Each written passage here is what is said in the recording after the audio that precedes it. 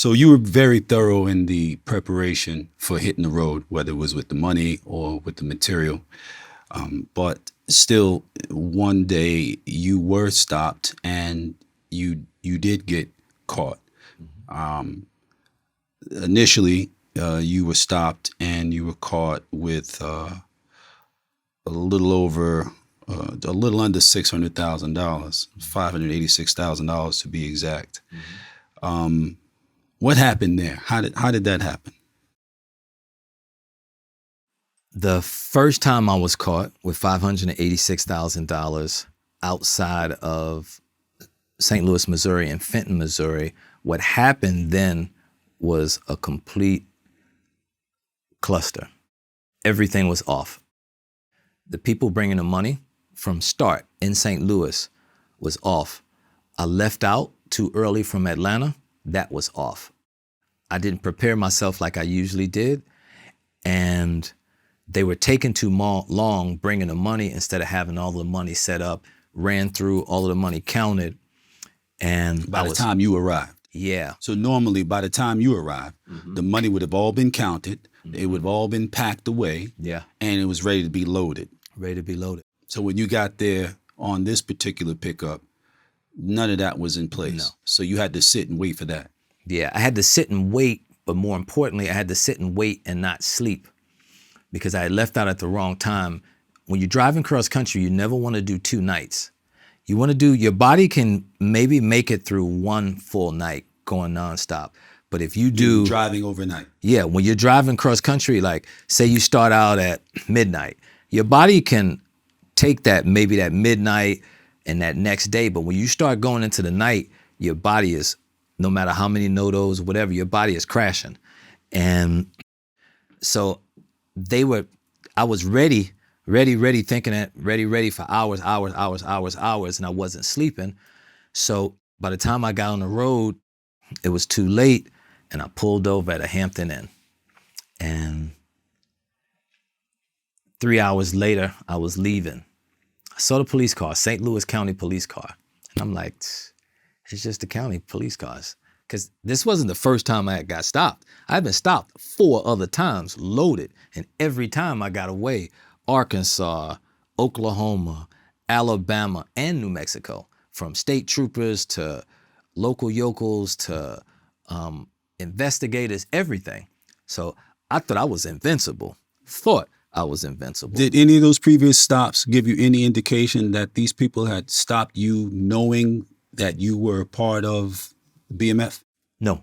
Mm-mm. So these were, as far as you could tell, just random stops. Yeah, these stops that I had the other 4 times, New Mexico, Alabama, Oklahoma, and Arkansas. Yeah, Fort Smith, Arkansas. All of those other stops were super random profiling stops, right? And dogs, everything, passed with flying colors, state troopers, regular, it didn't matter. But this one was different. When the police are nervous, if you ever get pulled over and the police hands are shaking when they're asking for your ID, you know something is wrong. I knew it. It wasn't the other ones, cool as a cucumber, it's showtime, but this one, it wasn't right. And instantly, it doesn't work like this. Usually, when they stop you, it takes time for the rest of them to get there. No, it was that St. Louis County police officer stopped me, then conversion vans, minivans, pickup trucks, everything were there immediately on the scene. And that's when I knew it was going down. And I was in the black limo at that time. I was in a black limo from, it wasn't our limo. We got this limo from some other people. And people that in the know, if you know, you know. But we got this limo, the black limo, from some other people, allegedly, who I won't mention. But if you know, you know. I think the limo was bad. I think Bad in what way? I think the limo was super hot because that limo had flipped over before and had sat in St. Louis and it was worked on. And if you had to replace quarter panels, if you're a body technician, I own a body shop, and you've got to cut out that side, you're going to see the tanks. If you cut through, only way you're going to see the tanks. If you cut through that side panel, you're going to see the tanks. You ain't gonna know what you're looking at, but you're gonna know what you're looking at, right? So that limo had been worked on. We hadn't worked that limo. I believe that limo was hot. I believe that all of that running around that day led to that morning of me getting pulled over. I believe that when I was leaving, they were seeing where I was going. And when I didn't meet anybody at that hotel, and when I was getting ready to come out of St. Louis, that's when they jumped on me. Mm. Did you have any? Well, what happened as a result of that stop? First of all, the $586,000. What happened with the $586,000 stop was almost nothing. People don't know when there's money or when they're watching you, they'll sit on you. They've got the liberty and the luxury to sit on you. They catch you with the money. For money laundering to exist, there has to be some type of illegal and illicit activity connected with the money, right? So when they catch you with money, they'll let you go that day because all you're going to do is go do some other stupid shit, right? To get caught. Now they're going to put that, whatever you got caught with or whatever those people you're dealing with that money. And now we've got America's greatest conspiracy. So you were arrested. Yes. And how long did they hold you before they released you? They didn't hold me for 24 hours. And was there bail involved? I think it was a stupid like $1,000 bond. Okay. Where anybody could make it. Okay. So it was kind of like catch and release. Oh. Okay. In hindsight, 2020, of course it was. Right. Catch and release. Right. Okay, so they let you go, and about 26. When did that happen? What was the date of that occurrence when you initially caught that? When I initially got caught with $586,000. That was March 16th. It was March 16th, 2004. I want to say it was a weekday, and then 26 days later on Easter Sunday, mm-hmm. you get stopped in a mobile home. Mm-hmm. How did that come about? Well, first, 26 days after I got caught with $586,000, I got caught with allegedly 103 kilos of cocaine. When I say allegedly, it's not that I got caught with the cocaine. It was the number, right? Right. It wasn't 103 in there. Shout out to law enforcement. Y'all do what y'all do. I'm just saying, that that RV didn't start out with 103 kilos of cocaine. I'm just saying, the statute of limitations is up for police officers and for me too. I understand. But actually, in between that time, I had already made one round trip to California already. In that RV? In that same RV. I was 112 miles away, not that I was counting, from St. Louis, Missouri. I was in Phelps County, which is Rolla, Missouri. So this was going to be my second round trip after I had sat for a while. And then I got back on the road. I had already went to California, came back, got paid, went back there, and was 112 miles away from my destination in St. Louis when I got busted.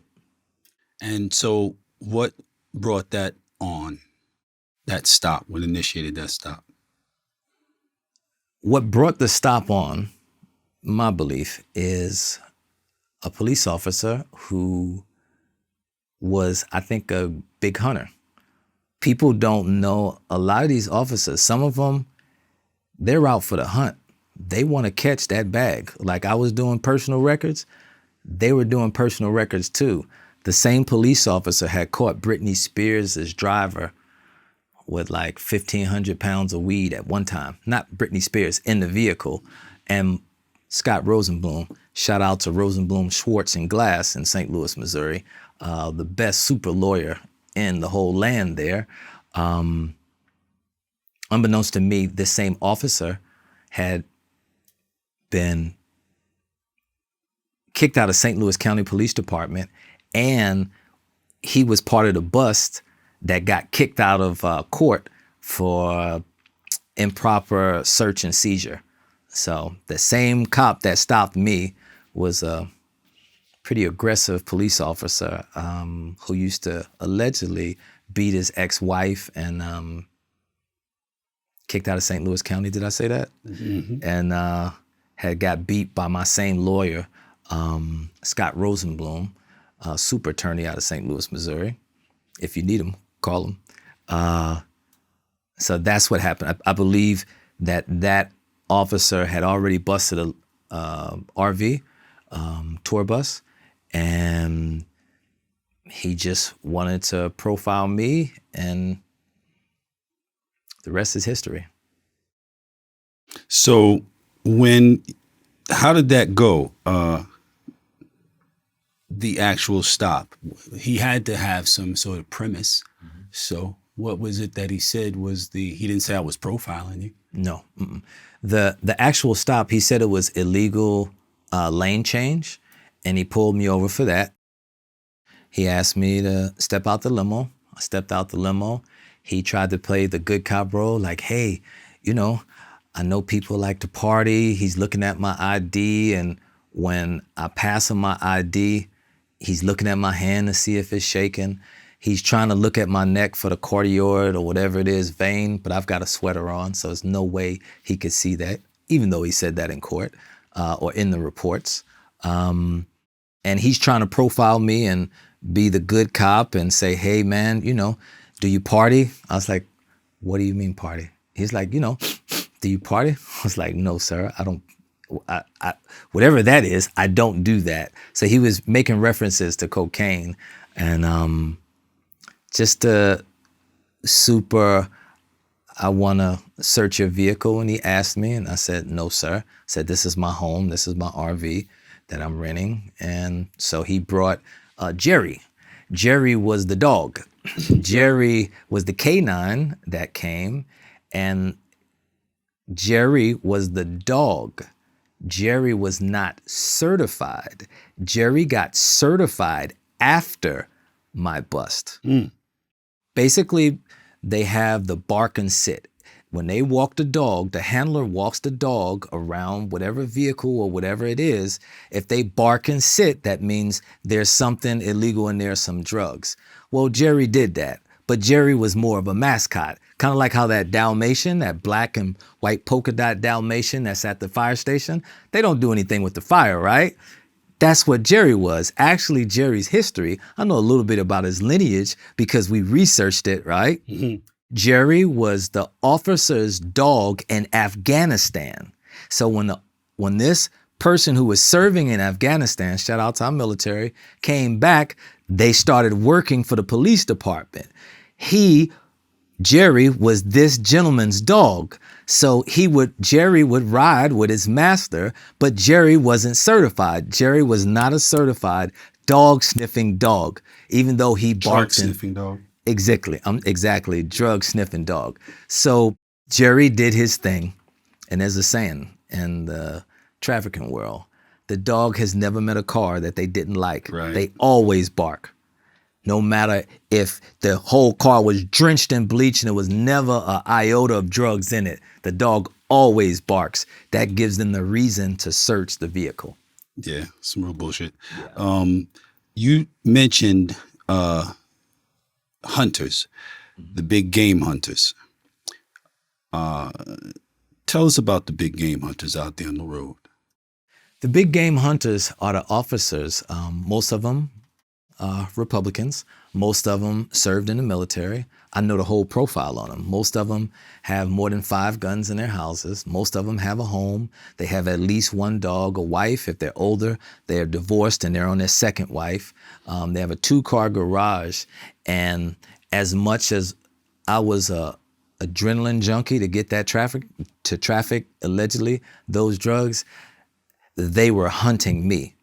And the good ones were hunting just for the bust. The other ones were people, they glorified as trafficking life. You make all of this money. But when you're out there on the road, some of them, not all of them, God bless them. I believe a lot of them are good people. They're out to kidnap you, kill you, and rob you. That's one type of hunter, right? The other ones, they are so psyched up that they want to make that bust. They, just like me, I wanted a personal record for how much I could take out to wherever and bring it back. They wanted the same thing. So in their circle, they're that like big hunter, and I was hunted. I was like that albino rhino or that gorilla. They wanted the paw, or they wanted that tiger. So yeah, they're definitely big game hunters. Did you ever carry a weapon? No, I never carried a weapon when I trafficked. If you got to carry a weapon, there's a problem. Plus, if you get caught with anything, that gun adds 5 years, right? That's possession of a firearm and the commission of a crime for you people that know your law, right? No, you never carry a gun. Like, who carries a gun when you are a regular person? When you're on that road, you're just a regular citizen enjoying an open land. You don't need to have a gun. If you need to have a gun with a drug deal, you don't need to do the drug deal. Facts. Yeah.